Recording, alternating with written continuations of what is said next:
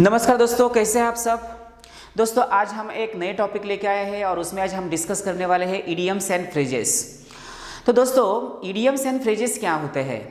किसी लैंग्वेज को हमें अलंकारिक करना होता है तब हम इडियम्स एंड फ्रेजेस को यूज़ करके उसको अलंकारिक करते हैं।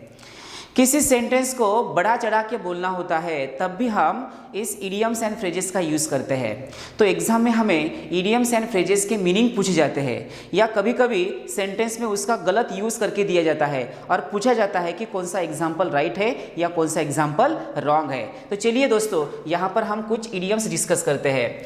द प्रोस एंड कॉन्स, आप यहाँ पर एक इडियम दी है दोस्तों और इसका मीनिंग होता है किसी के नुकसान या किसी चीज़ के फायदे। तो कोई भी चीज़ हो उसके फायदे भी होते हैं और उसके नुकसान भी होते हैं। तो इसी को ही हम क्या बोलते हैं, प्रोज एंड कॉन्स। इसके ऊपर का एक एग्जांपल डिस्कस करते हैं दोस्तों। देखिएगा यहाँ पर we have been discussing the pros and cons of buying a house. यहाँ पर प्रोज एंड कॉन्स ऐसे दिया है, इसका मतलब उस घर के जो फायदे हैं और उसके जो नुकसान है उसके बारे में हमें डिस्कस करनी है या उसके बारे में डिस्कस चालू है। तो यहाँ पर ये एग्जांपल राइट होना चाहिए क्योंकि घर के जो नुकसान और फायदे होते हैं यहाँ पर वो डिस्कस हो रहे हैं। चलिए दूसरी एक हम इडियम डिस्कस करते हैं, बी वेल ऑफ। देखिएगा दोस्तों ये भी हमेशा एग्जाम में आती है। बी वेल ऑफ का मतलब होता है भाग्यशाली होना, धनी होना या समृद्ध होना। कौन सी फ्रेज है दोस्तों, यहाँ पर बी वेल ऑफ। तो इसके ऊपर का एग्जांपल डिस्कस करते हैं। They are quite well off now. आप देखिएगा यहाँ पर क्वाइट लिखा है। क्वाइट का मतलब क्या होता है दोस्तों, यहाँ पर कंप्लीटली। इसका मतलब वो अभी कैसे है, तो उनकी सिचुएशन कैसी है, उनकी परिस्थिति कैसी है, तो उनकी परिस्थिति आप समृद्ध है, यानी वो अभी धनी बन गए हैं या वो अभी भाग्यशाली है। तो ये भी सेंटेंस यहाँ पर राइट ही होना चाहिए। आया समझ में। तो पहली इडियम क्या होनी चाहिए, प्रोज एंड कॉन्स। उसका मीनिंग हमने बताया है कि उसके फायदे या उसका नुकसान, और उसके बाद हम ऐसे भी बोल सकते हैं उसको कि पक्ष और उसके निष्पक्ष रूप से। तो ये भी हमें ध्यान में रखना है दोस्तों। और बी वेल ऑफ का मीनिंग क्या होता है, भाग्यशाली होना, धनी होना या समृद्ध होना। इसका मतलब ये दोनों भी एग्जाम्पल राइट होने चाहिए दोस्तों। चलिए और कुछ इडियम्स हम डिस्कस करेंगे।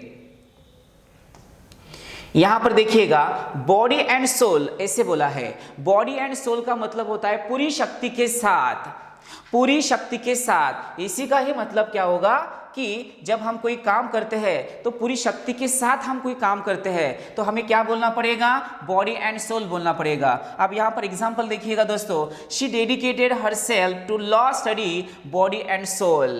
तो इसका मतलब ये हुआ कि उसने क्या किया है, तो स्टडी के बारे में जो डेडिकेशन दिया है वो अपनी पूरी शक्ति के साथ दिया है। इसलिए बॉडी एंड सोल ये इडियम यहाँ पर राइट होनी चाहिए। देयरफॉर ये भी एग्जांपल राइट ही होना चाहिए। ऐसा समझ में दोस्तों। तो एक बार फिर से मैं आपको बोल रहा हूं कि बॉडी एंड सोल का मतलब होता है पूरी शक्ति के साथ या पूरी शक्ति लगा के। अब और एक इडियम हम डिस्कस करेंगे यहाँ पर, हैव अ बॉल। ये भी बहुत बार पूछा गया है दोस्तों। हैव अ बॉल का मतलब होता है अच्छा समय आना या अच्छा टाइम आना। आप देखिएगा हैव अ बॉल जो होता है ये हमने प्रेजेंट में लिया है और उसको हम जब पास में करेंगे तब वो क्या होगा, हैड अ बॉल होगा। तो ये थोड़ा फर्क आपको ध्यान में रखना है। आप इसके ऊपर का एग्जांपल देखिएगा दोस्तों, it was a great Sunday we all had a ball. वो एक संडे था, उस संडे में एक अच्छा समय था, एक अच्छा टाइम था और उसी दिन हमने क्या किया था, बहुत एंजॉय किया होगा। ये इसका मीनिंग होना चाहिए दोस्तों, और इसलिए ये भी सेंटेंस राइट ही होना चाहिए। आया समझ में। तो एक बार फिर से मैं आपको इन सब की मीनिंग बोलता हूँ। बॉडी एंड सोल का मतलब होता है पूरी शक्ति लगा के या पूरी शक्ति के साथ, और हैव अ बॉल या हैड अ बॉल का मीनिंग होता है अच्छा समय या अच्छा टाइम होना। तो ये आपको ध्यान में रखने हैं दोस्तों। तो दोस्तों ये वीडियो आपको कैसे लगा है इसके बारे में आप कमेंट बॉक्स में लिख के बताइए हमें। तो फिर मिलते हैं एक नए वीडियो के साथ, तब तक के लिए tata bye bye, see you, take care.